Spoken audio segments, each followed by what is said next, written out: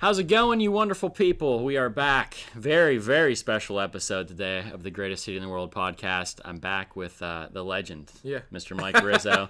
Your reputation is growing by the day, and all the research. Today's a special day. I am the foremost researcher in America on America's best towns. I don't think anyone has done this amount of research into the top towns in America, so I'll at least give you that. I would bet. That's probably where the accolades stop. I would bet that that's true, though, and it's exciting. I think today's a big day, and we're finally revealing all your results from all of your research, and best towns in America. The slide deck, we have it figured out. Yeah, and we'll make this available to all of you at some point in the near future, and but we'll reveal the results at least today, and then hopefully we'll come up with some next steps where we go from here. The findings, right? And I think we got to reiterate why we're doing this, right? Yeah. Our mission is, you and I both believe Kittanning has potential to be one of America's best towns. Yes, sir. Right? And, it's our goal of Kittanning 300 by our 300th birthday in 2027 that we will be listed and noted as one of America's best towns. Absolutely. And we reviewed all the annual list, and we figured out what America's best towns,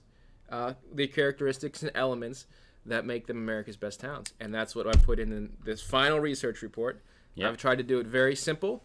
We found 5 defining characteristics, and I tried to give us some next steps to tackle here over the next 7 years, and it's coming fast. I know. I was just thinking, I've been in Kittanning for 7 years. I was thinking about this again today. It seems like a long time, but at the same time, it feels like it was just yesterday. And so, if we're gonna have this much transformation in 7 years, we gotta get to work. But go ahead. All right. So, the overall research I think was pretty. It was so simple and clear, right? I think going into this, I wasn't sure what we were going to expect, but we really defined 5 defining characteristics if you went back and listened to any of our videos. Yeah. And we've got a good composition of different lists. And, I can sum up the best towns in America in one simple sentence or statement, right? America's best towns have a unique local environment.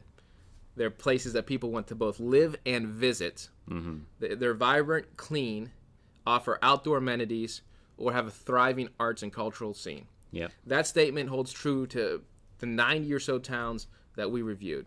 Yeah. The 5 defining characteristics of these towns is, as you know, but we'll rehash them. Mm-hmm. They have a local vibe. There's arts and culture. Yep. There's outdoors and amenities. They promote their towns. And they didn't happen to get on these lists by happenstance. People don't show up in these towns by happenstance. There's a lot of promotion going on. Absolutely. And they're great places to live. Yep. So we're going to go through them real quick, the 5 defining characteristics, and Andy, you can just jump in and talk about anything that you thought jumped out at you. Yeah. The first thing I think which is true about all the towns, and it was defined in the list. The list always called out that they have a special store or special restaurant or special park or special theme or art or something, right, that the towns were local, and they have a culture of the local people and visitors supporting these unique local establishments. Yeah. Right. This goes to even the most thriving city neighborhoods in America. You'll find local places, unique shops and restaurants, and that's what you're finding in these towns. Yeah. None of the towns highlighted their McDonald's and Wendy's. I love McDonald's and Wendy's. Don't get me wrong, but it takes more than that, because that money doesn't always stay local, and so we need to support our local business and cultivate that community. Yeah, and I think the one thing that's missing here is really an ecosystem, and a lot of it has to do with, I think, the economic level. We're not the richest town in America, sure, right? And but we got to build a better ecosystem and culture of supporting local business. Yeah, when somebody does take that step out, take that leap of faith, we need to get behind them. Yeah. Sure. Yeah. And I think there's different things that different groups in the town can do to promote that. Yep. That you see these other towns through their promotions. How they build local businesses and how they have a nice ecosystem for those to thrive. Yeah. Now, the thing I think that caught us off guard when we went to do these lists, the next topic is art, right? Yeah. I think both you and I were surprised that the amount of these towns that have really art attractions, museums, art galleries, and how important it was in to be on these lists. Now, in Kittanning, of course, we have the Armstrong County History Museum. Mm-hmm. And in all these slides, I put next steps for you and I and our group to focus on as we move forward, right? Yeah. I think one is work with the Armstrong County History Museum. I think there's a lot of potential there. I think there's a lot of things we can do there. Arts in the Allegheny is another group that I think we need to work with to expand the art scene. And then, of course, look for community art projects. A lot of these towns have murals. They have different things on even how they paint their crosswalks, their welcome signs, right? They're all very artsy. Yeah, and unique and local. That kind of stuff is happening around us, but not happening here yet. Right. Butler had that big push with murals. I think it was last summer, and then Ford City, the mail pouch mural downtown there, which looks amazing, by the way. Did a video on that last week, so you can check that out. But I think we need to see so much more of that. Yeah, we need like 40 of those projects. Absolutely, yeah. And then the History Museum, I think there's so much potential there. It's frustrating to see we have that. It's a gem. It's a really beautiful place, but then it's only open, half a dozen hours a week. Well, now they have the front yard that they got from the school district, and I think there's maybe some potential to develop that. Absolutely. And I think the best story, at least the story that stuck out with me the most, came from the arts angle of all these towns, is that Paducah, Kentucky, a long time ago, changed their town by offering abandoned housing to artists. And they were bringing artists from Chicago and all over the East Coast. Yeah. And they worked with the local bank, and the local bank gave these guys basically no interest loans to turn these old abandoned structures into artist shops and homes for them. Yeah. And now it's noted by the UN as a cultural art. I'm not sure the right terminology. With places like Milan and San Francisco and Paducah, Kentucky, and it's attracting just tons of people every year. Yeah. And they have an art school now in Paducah, Kentucky, and well over 100 artists took advantage of this program they had for them to move into abandoned structures, and it has completely revitalized their town and put them on the map internationally. I think that's probably the coolest story of everything all the towns that were listed. I agree. Like, I'll never forget Paducah, Kentucky, which is crazy. I never even heard of it before this, but to be like on a UNESCO World Heritage Site or something, whatever it was, that's crazy. But we do have that same potential here. I really believe. And that was a town that was run down, maybe worse so than Kittanning. Right. So it's a great thing it's a great story and maybe a great example for us to follow. Yeah. The outdoors also featured prominently for a lot of these towns and on a lot of these lists, right? The outdoors are big draws, mountains, oceans, forests, parks, etc. Right? We have the trail. That's one of our next steps here is to work with the trail, understand how we can expand that. Yep. The YMCA is doing a lot of work, and I think there's ways we can connect with them to promote different activities. We have the river. We need to look at more ways we can utilize the river. Some of these towns we can't compete with the mountains of Park City, Utah, but if you look at places like Santarac, New York, which is like a hub, people come in to Santarac. Downtown's lively. They have live music, all these restaurants, and then people go throughout upstate New York. You could see a similar type of thing happening here in Kittanning. I think we have a lot of outdoor activities and opportunity with the river and both the trail. The trail, I think, is the biggest asset that is not fully utilized yet because it's not connected. Yeah, the trail and the river have the greatest potential of everything we have. And what's great is, like, those things cannot go away. Sure. Like, we're not going to, poverty isn't going to make the river disappear. Right. And so it's like always going to be there as an opportunity for us. And we have to figure out how we're going to use that. Sure. The fourth thing, which I think is probably the area that Kittanning has lacked the most in, is promotion. Mm-hmm. Now, all the towns on these lists, I felt have done good jobs of promoting, and they also have phenomenal websites. So the list of 92 towns, right? You can Google them all, and they have a chamber site, they have like a tourist site, and most of them have a town site.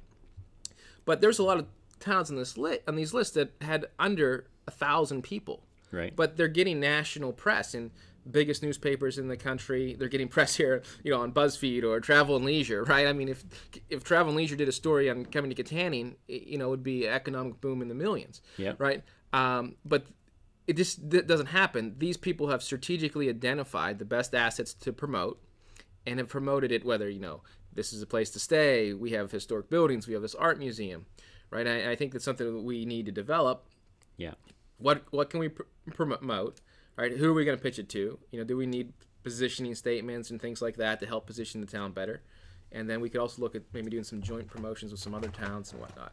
But these towns have thriving chambers that are attracting people, and they do things like register buildings on to be historic districts, right? Right. Identify signage to put up in the town, right?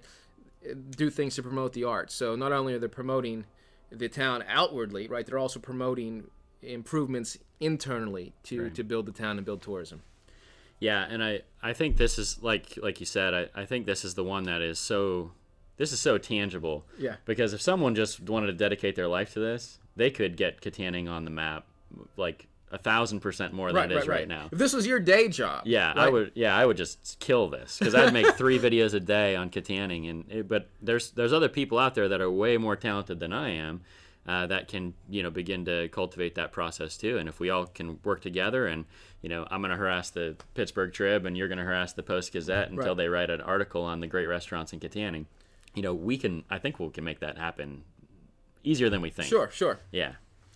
So, we definitely have a lot of next steps on that one that are really practical. Yeah, and I think they're tangible things that we can do. Yeah. So, yes. The final thing is living. I think you were shocked at some of the home values in these towns. We went through the list, Because I'm walking around seeing $50,000 houses in Kittanning, and you're like, the average median price is $375,000. I'm like, what? But because these towns have become tourist attractions, because they have vibrant towns, because they have art scenes, they have things to do, they have amenities, right? And they're clean towns, right? Yeah. They have access to the outdoors, right? These towns have become great places to live, and people now are trying to escape the cities, and they're good areas for families, retirees, and, virtually any demographic to live in. Things we talked about here in Kittanning specifically, everyone knows, well documented, we've lost population for now 6 straight decades. Yeah. There's no way in the world we're going to be considered one of the best towns in America unless that population decline reverses, right? And, cleaning up blight, promoting the town is a great place to live, right? Yeah. All these other towns that we just talked about in the promotion efforts, right? They also document how to open a business there. Do you want to move here? Here's all the houses that we have for sale, showcased, right? Yeah. Here's all the available buildings for your potential business, and here's the realtor that you'd contact. All that stuff is available. Right. Yeah. And they have these art projects that are improving the neighborhoods. Yeah. Right. And we talked about trying to track home values in Kittanning, which is something I think we need to do and give us insights and valuable data on our properties increasing and getting people to move to Kittanning. But I think there's a lot of awareness that people don't realize, right? I mean, we talked about Pittsburgh numerous times, right? If you're moving to Pittsburgh, right, you either go to Murraysville, Cranberry, Wexford, or the South Hills. South Hills, right? Yeah. And for 10 times or 5 to 10 times the cost of what you would do to move to Kittanning. Right. So can we position and win some of that business that is people are, instead of investing $400,000 in a home in Wexford or Upper St. Clair, would someone invest, $100,000 in a home in Kittanning and then have $300,000 to fix it up or, live a more vibrant lifestyle? I don't know, but I think that's things that we need to, we're not even entering into that discussion to attract residents, and I think that's some stuff we need to do. Yeah, and I don't, that's just, I'm assuming like realtors are going to have all that data. We're just going to have to try to do that research and go back and pull records and that kind of, and certainly the county would have all that data. So, but our borough has nothing. Yeah. And so the fact that we're not even attempting to track that is a big problem because it has to be measurable. Yeah. Because if you're only 10% of the way through the process, people don't feel the 10%. They'll feel it when we're halfway there. Sure. But we have to be able to tell them, hey, we're 10% of the way there, and I know you might not be feeling that it's getting better right now, but we got to just keep pushing. We're going in the right direction. Sure. And because I think that's what happened in Kittanning so often is we start moving in the right direction, and then everyone is like, it's not happening fast enough. So then we change course, we fire everyone on city council, we start over, we get a new school board, we start over, and we haven't, if we would just tell the right story and actually measure the progress, then we could keep pushing the same direction. Well, another thing that could happen, and people in Armstrong County aren't familiar with this, but this is what happens in basically every thriving neighborhood in America right now, is corporations have got in, developers, right? We don't have developers in Armstrong County. Right. But if we start doing this and it gets some attention, right? I mean, there's a chance that a developer from Pittsburgh could come in and say, I'm going to rehab 20 properties in Kittanning, right? You know, it wasn't just one random guy flipping houses that flipped Lawrenceville, right? It was big-time developers with hundreds of millions of dollars putting in $50-60 million apartment complexes or hotels, right? And if we got someone like that to maybe invest in Kittanning through a structure that makes it worth their while, right? Yep. If they understand that property values are going to double or triple, right? That could attract someone to do something like that, and that would be just just a chain reaction of positive things for the town. Yeah, totally agree. Yeah. So the last one is being a great place to live. Yeah. So that's it. I mean, those were the 5. It is that simple. Local vibe, arts and culture, outdoor amenities, promotion of the town, and have a great place to live. Yeah. Extremely difficult to do, I think. But each one of these things, there's tangible things we can do. I don't think after going through all these towns to say Kittanning is, I think we're closer than we realize. Yeah. Oh yeah, for sure. One question that I kind of had as I was kind of going through this and looking at it, the local vibe piece, you know, that's a big one for me, and supporting local, all those kinds of things. Yep. What do you feel like has held Kittanning back in that aspect? Because I know a lot of people that have tried to start businesses and then it doesn't work out, and then they always feel like they come back with, well, I don't feel like people were supporting the town, or people weren't willing to support what we were doing, those kinds of things. What do you think has held us back in that respect? I know I'm blindsiding you with the question. Yeah, mean, I don't know. I mean, the best story I always say to that is even though it's not a town, it's the Austin, Texas story, right? Where someone who promotes Austin for a living, when I was in Austin in a business trip, explained this to me, that, you know, they move, everyone from Austin's not from Austin, but when you move there, the first thing you notice is there are no McDonald's in town. Right. And they say, this is what you drink and this is what you eat. And, you know, we have a slogan that's called Keep Austin Weird, and there's a slogan called Keep Portland Weird, right? Yeah. But what that really means is keep Austin local. Yeah.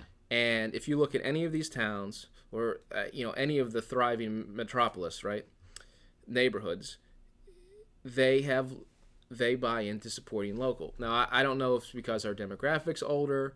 I think some of it might have to do with the economics of it. But if I walked into a business meeting in Austin, Texas, and I sat down a Dunkin' Donuts cup on the table, I would just feel like I insulted everybody. But no, I'm serious. But that's in a lot of these towns' vibe. I'm sure if you would go to, name a town, Fredericksburg, Texas, yeah, right? The people there want to go downtown and shop, and they just have that vibe. I mean, Litza, Pennsylvania has a really local, it's full of boutique stores, right? And that's one of the towns that we can look at. Yeah. I just think it's a cultural shift. I think it's people in the town and town leaders also supporting that. Yeah. Right. I come up with a couple of different things as I'm thinking about it. By the way, I did drink out of a Dunkin' Donuts cup this morning, but I drank Eastberry coffee out of that cup, so because I had extra Dunkin' Donuts cups laying around. So I drank your coffee. I don't know how I feel about that. Right? You don't know whether to be insulted or impressed, yeah. But no, I was thinking, I don't think as a town, I don't feel like we've ever cultivated this idea of being excellent. Yeah. As a business or as a town in general. We should feel some pride in what we're doing. There are some businesses that do things really great. I think of Rusted Rose Bridal. You go in that place, it's really put together, it's really organized. Shannon's really professional. Those kinds of places. But there's some other businesses that started up, and I feel like they just felt we'll just hang a shingle and everyone will want to come. But that's not it. Yeah. We have to cultivate kind of a level of excellence as well. Well, the other thing is, these towns are promoting their localness, right? Yeah. So I think when you see the Washington Post eventually do a story on Kittanning, mm-hmm, and they call out, whatever restaurant and whatever shop, right? Yeah. Then I think people are going to feel more proud and support that, and then understand that local place is a conduit for economic success. Yeah. Right? That will lift all Kittanning. And that's exactly the other side of what I was going to say too. So you have this cultivating excellence, and then the other side of it is we have to get rid of the territorial aspect of this, because I think everyone thinks, I have a restaurant now, there's a new restaurant coming in town, now that we're competing against each other. I don't think that's Kittanning's future. I think Kittanning's future is we need more restaurants so that we can become a restaurant hub. Sure. And then it becomes like, oh, we want to go to Kittanning just because there's restaurants, and everyone's going to get more business because a new one opened down the street. Yeah. And I believe in that, and we have to kind of like break down those territorial walls and just say, hey, we're in this thing together. I'm actually quite positive that the promotion piece and the actual promotion of stories will actually start to impact the local vibe. I believe that too. Yeah. And I think that's not my opinion. I think that's what you've seen happen in all of these towns. Yep. Well, because when you do start to get outside visitors, you start to feel better about yourself when you live here, because you're like, hey, everyone wants to be here, and I already live here. That's awesome. And when you see your home go up from $80,000 to $140,000, that's tangible. That's tangible too, right? And then you're more inclined to fix it up and whatnot as well. So, well, right. Yeah. Yeah. So, I just wanted one quick thing before we sign off. I would definitely want to get your take on stuff. Yeah. There's 93 towns on this list, right? I think we talked about Paducah having the best story. Yep. I talked Litza, PA is a good one to follow. Jim Thorpe, PA, which is one that's local. Yellow Springs, Ohio. Yeah. And I mentioned Santarac, New York, which, became a hub kind of within the Adirondacks, were some of those towns that stood out to me. Were there any that stood out to you? Well, no, a lot of the same. The one in Minnesota, obviously the Minnesota one for me, but that one that they were like the first Rails to Trails. Yeah, and they have like 700 people. Yeah. They're also the bed and breakfast capital of Minnesota. So this town has 722 people. And they had like 50-some historic buildings 50-some historic buildings, and there's like 30 bed and breakfasts in this town. It's unbelievable. And it's 2 hours away from anywhere. Yeah. And if you put Kittanning on the map, just asset to asset, Kittanning would blow that town out of the water. 100%. But they found a niche, and they were very smart in their promotion. Well, and you bring up Yellow Springs, Ohio. I was talking to someone who listened to that podcast where that one was on, and they were shocked that Yellow Springs, Ohio was on the list, because they said, I've been to Yellow Springs, Ohio, and I didn't think it was anything all that special. And we even looked at that in the home value episode too, and they were going crazy. It was crazy. And so, yeah, I think we're close. We're really close. A couple other things that just stuck out to me, because I'm always going back to the 4 goals that I've listed, right? Yeah. We're trying to remove blight, which is directly related to being a better place to live. Mm-hmm. We're trying to take care of the opioid issue, which I think is kind of along that same vein. Fill up downtown business, and support local government.